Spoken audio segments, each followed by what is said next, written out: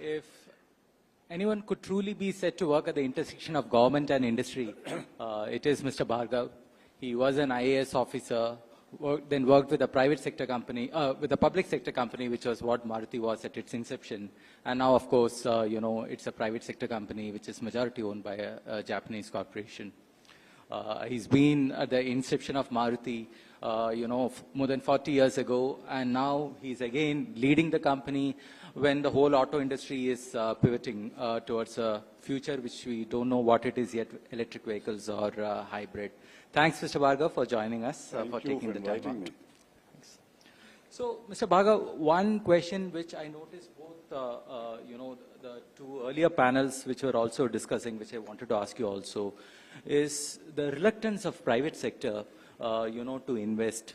The economic survey this year, it pointed out that India missed the manufacturing bus because of a lack of physical and digital infrastructure. It was in the earlier decades, but now we are seeing this big push. Yeah. But still, the government has not succeeded in crowding in private sector investment. Why is it so? Well, investments are not on the basis of any one single factor.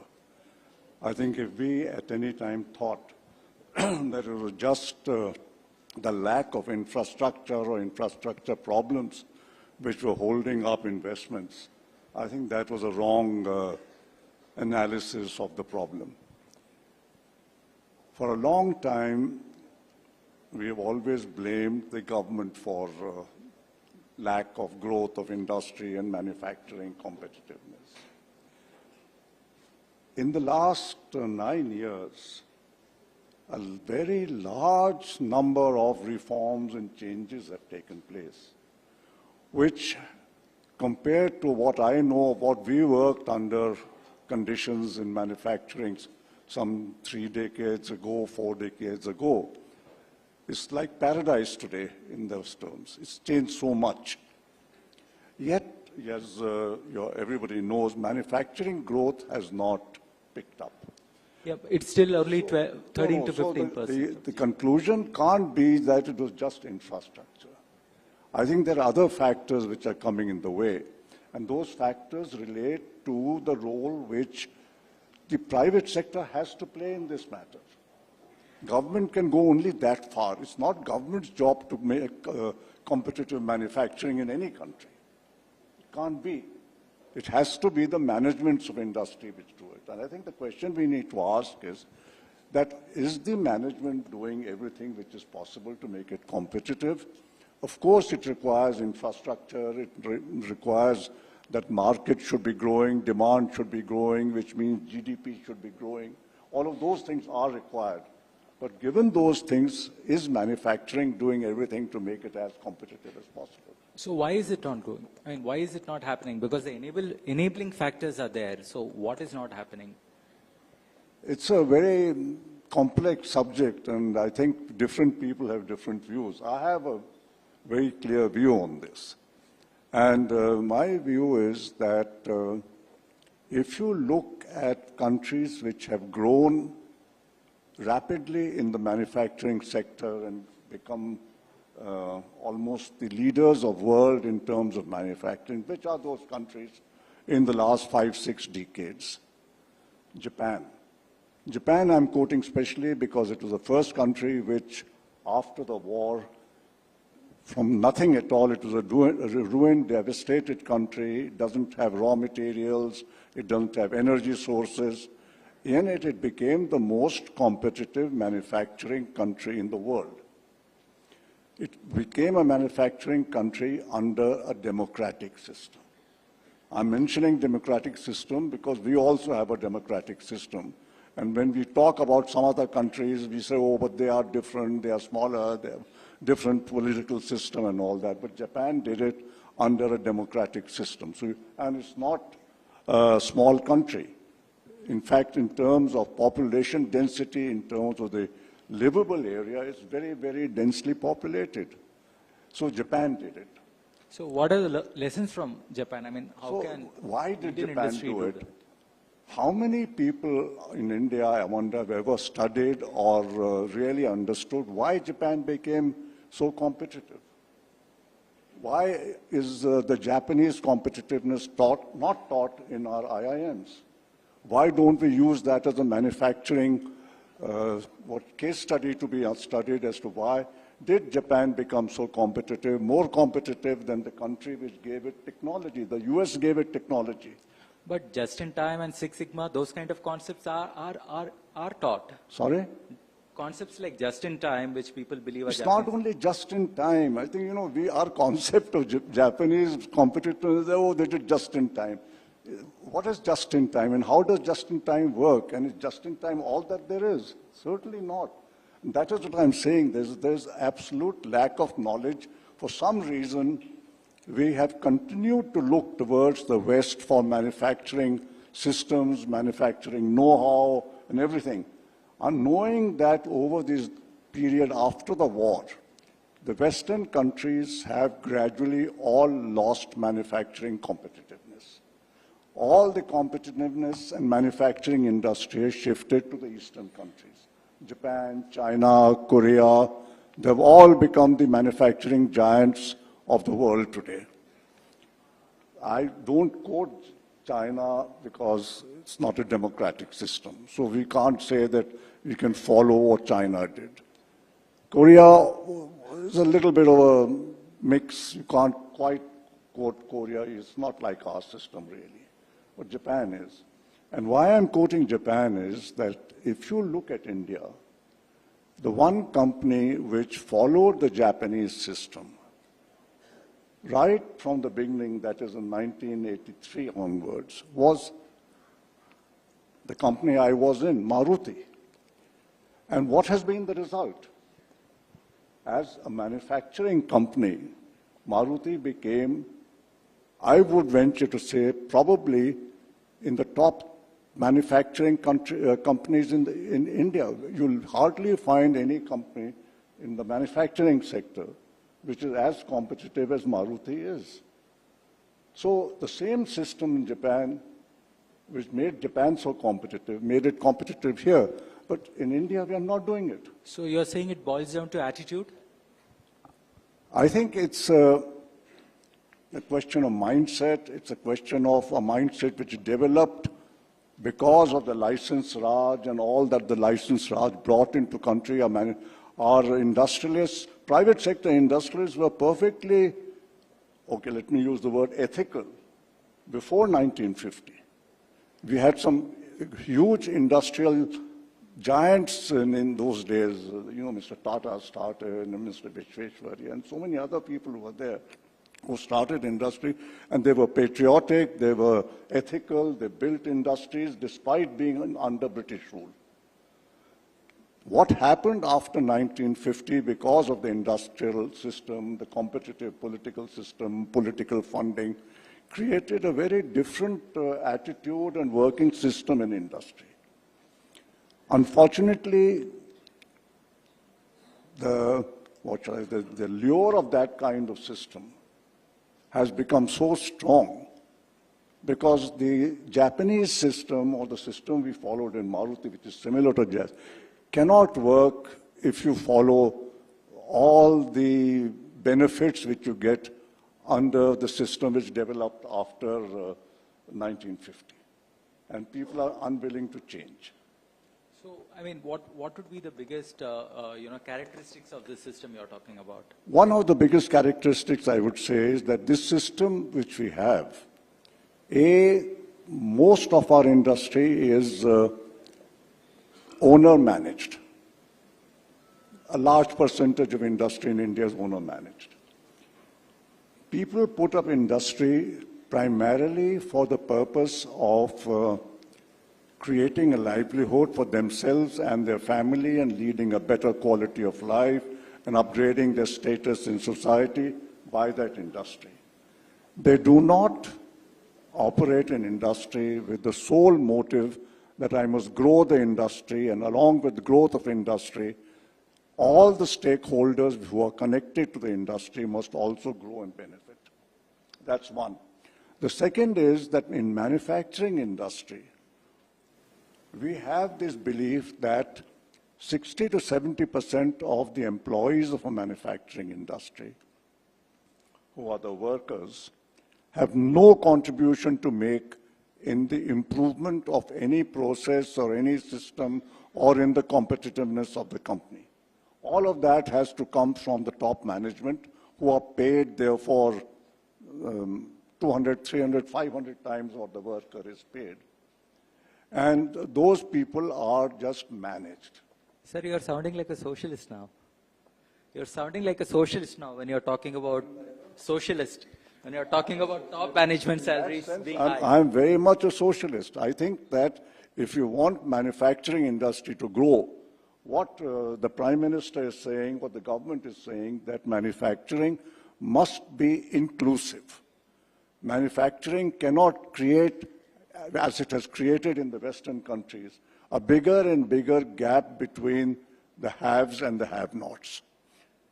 That is the reason why in 1950, we went for a large-scale public sector, because even then the government didn't want that wealth should be concentrated in a few hands. But the result has been quite different.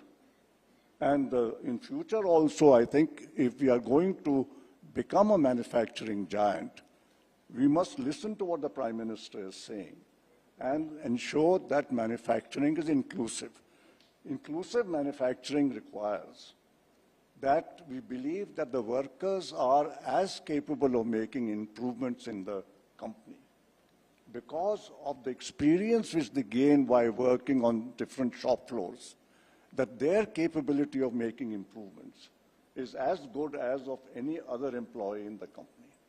And if they are making improvements in the company, they have a right to share some of the benefits of those improvements, which will mean inclusive growth. Is this something which you are implementing at Maruti also? That's right. And so what kind of benefits have you seen? Just as if I mentioned, all our workers except the trainee level people are all income taxpayers. 90% of them have their private cars. Lots of their children are now, because they've studied in the DPS school, which we put up as part of the system, they are now employed in multinationals, they are in consulting companies, they are everywhere because they've had the opportunity of good education. Good education is a fundamental requirement for upgrading people and inclusivity. But which industry provides good education for their workmen? So you are saying that inclusion is a necessary condition for manufacturing to be cost competitive? I'm saying that if you want to grow manufacturing, you must consider all your employees as equally valuable. You must create conditions that all of them can grow to their potential. Especially for the working class, you must give them all the opportunities we've not had all these decades in terms of being recognized for their contribution, in terms of their living, in their wages, their share of profits, their education, their housing. All of this you must look after as a proprietor or a manager of an industry. Right. And one thing which we have seen is that, the auto sector itself has, has been the highest recipient of FDI. If you look at the last, say, 14, 15 years, the close second are drugs and pharma and specialty chemicals. So, sorry, can you hear me? Oh. So the auto sector has been the largest recipient of FDI over the last 14, 15 years, and a close second are drugs and pharmas and specialty chemicals. So if you were to look at it from the point of view of because you have worked closely with Osamu Suzuki in terms of what foreign investors want in terms of policy action, we all do say that, there is belief in the India growth story, but somehow it does not, translate to manufacturing gross value added going up. See, FDI has come into many segments of India. It's not that FDI is not coming into India. We are a huge recipient. But it is concentrated in a few sectors. But not in the manufacturing sector. Yes. The only sector of manufacturing where there's a lot of FDI is actually the automobile sector.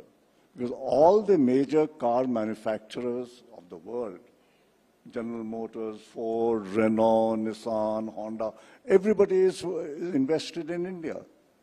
How much progress they've made is a different matter, but they've all invested in it. The reason they're not coming into India, partly earlier on it was the difficulty of doing business in India. And India had got a bad reputation that it's a very difficult country to do business in. There's so many rules, regulations, they can't do business here. Even when that has been simplified, people who come into India still think that they need an Indian partner to support them. The experience of Indian partners, by and large, has not been very satisfactory. And it has not been very satisfactory for the same reason that the approach and attitude of most Indian business houses and entrepreneurs and owners has not been in tune with what a foreign investor who's used to a different way of working wants. So foreigners still say that either we have to come into India on our own, and going by the past, Accenture 100% on their own in India. They want somebody to handhold them. But they can't find very many people to handhold who will be having the same kind of approach as they want. So how do we solve for this problem? I think it can only be solved, and I think it is getting solved to an extent. I think the younger generation today is much more in tune with what the Indian situation is. I think they are more willing to give up some of the value systems of the older generation of what they have got used to. I think the younger generation is much more practical, much more pragmatic. They're looking to see what will actually make things work here. If you see today, you will find a number of young people who have built up their companies, which are world-class companies. Right. It's not the older people who have done it. Okay. So, shifting topics slightly, I want to talk about supply chains, global supply chains. So, friendshoring is a term that has come in vogue. China plus one is what people talk about, you know, where India has a large opportunity. And this has been going on for quite some time, you know, because people want to diversify away from China. But there has been mixed reports in terms of how successful India has been. We do have some, you know, success. Like, for example, Apple is manufacturing, you know, iPhones in India. A lot of specialty chemical companies are also, you know, made India their base as for imports. But it has still not become widespread. On which side of the debate are you? How do you see it? No, the opportunity today is huge because, as you rightly said, people want to diversify from China. They want an alternative. A lot of investment is going into Vietnam. And if you read a little bit about Vietnam, you'll find how pragmatic they are in their approach and how people there are willing to, like I said, be totally participative in these things. So I think we need to look at our own people who will be partnering the foreign investments who come into India, and adopt a newer way of working with them where we look at the growth of the company as this main thing, where we think that the interests of all the stakeholders who are concerned with the company, whether it's the workers, whether it's the marketing people, whether it's the suppliers, everybody's interest should be looked after. And it should be, as we are talking these days, of inclusive growth. I think if that happens, it'll happen. Otherwise, it's very difficult for people to come in here as 100% owned investments. India is still not that easy a country where you can come as a foreigner, have mostly foreigners managing your labor and everything, and the rules and regulations, and still do a good business. You do need Indian participation. I mean, interesting that you talk about Vietnam. So Vietnam, you know, has seen a rise in its share of manufacturing gross value added. But it was, in one sense, a satellite of China. one of the reasons why China grew was because it had a lot of regional support. The countries around it also, it was a part of a whole ecosystem. But India, with the exception of Bangladesh, and that too in textiles to a certain extent, we don't have a regional support. I mean, SAARC, that association is not talked about as a manufacturing powerhouse or as a destination for imports. Yeah, but the difference is, in Vietnam, most of the management is in the hands of the foreigners who come and invest there. Because it's a country where they let everybody, there's not that much of local requirements. India is a different country. I don't believe that very many foreigners working 100% with their own people can ever make a success in India. I think we have many things which are unique in this country, which are different from elsewhere. And I think we do require local, our Indian people, to work with the foreigners as partners, but with the sole intention of growing the company and benefiting all the stakeholders, not building an empire for themselves alone. But do you think that is happening now? I think it's beginning to happen. I think so. Okay, and so, but how is it happening? In what sense are you saying? If you look at the newer companies, younger generation people, I think they are much more willing to change from the old things. I think they're not so much taken up with that old thing that as long as my family and I are okay, then we are okay. There are people who want to build large industries for the sake of building large industries. One of our suppliers who started with us, a company called Motherson, his first factory started really when we started. First 4 or 5 factories, I inaugurated those factories. Today, he's a multinational with investments all over the world. India has now become a small part of his business. He's in the top world suppliers of auto components everywhere. He's supplying to everybody in the world. There are other people like him who's growing up. So these younger people are coming up. But I think the older generation will have to gradually step aside and let these younger people step in and do their work and build industry on the basis of size rather than a good family living. Okay. I also wanted to ask you one question about electric vehicles. Electric vehicles, EVs. EVs are a hot topic, but you have said earlier that, EVs are an end to they are a means to an end, and which is decarbonization and sustainability. But in one sense, at least if you look at the Indian industry, among homegrown Indian players, Maruti seems to be the only holdout, while others are all seeming, you have talked about ethanol and hybrid vehicles being a better option rather than EVs. But I mean, why is that? I mean, in the sense, isn't your focus getting diluted when you talk about other things? No, I don't think that we are out of EVs at all. We are very much getting into EVs. We will be in EVs probably sometime next year or later part of next year. But EVs are not going to be the only answer for India. I think the policy makers need to understand that India is also different from most, in fact, from every other country in the world in many ways, and this is one of the ways. I think EVs are not the answer for us, for all users. India has options which other countries do not have. For example, the whole area of using bio-CNG, using the ability to use our waste materials to produce gas, and ideally suited for the smaller end of the market.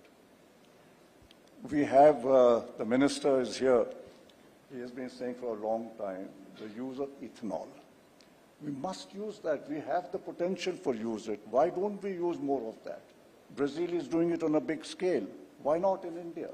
But isn't Why there a do we danger own- that cash No, crops once will I get remember, converted?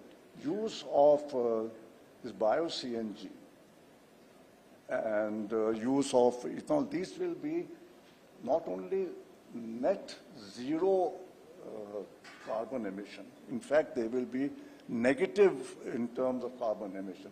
Unlike electric vehicles, because they are using power generated using coal, they are a long way from being neutral in terms of the carbon emissions. So I think India has to have a mix of electric vehicles, vehicles using ethanol, vehicles using biogas, or this, what I'm talking of, CNG, bio-CNG and these things. We should be flexible and use all these sources of energy, not be taken up that because America or Europe use something, we must use the same thing here. It's not, we have to be a little bit more flexible in our thinking and understand that India is different. Right, right. I guess that's all we have time for, Mr. Bhargava. There you have it, folks. Pivoting for the future is not just about EVs, but a pragmatic mix of vehicles overall. Thank you so much, Mr. Bhargava, for sparing time. Thank you, everyone.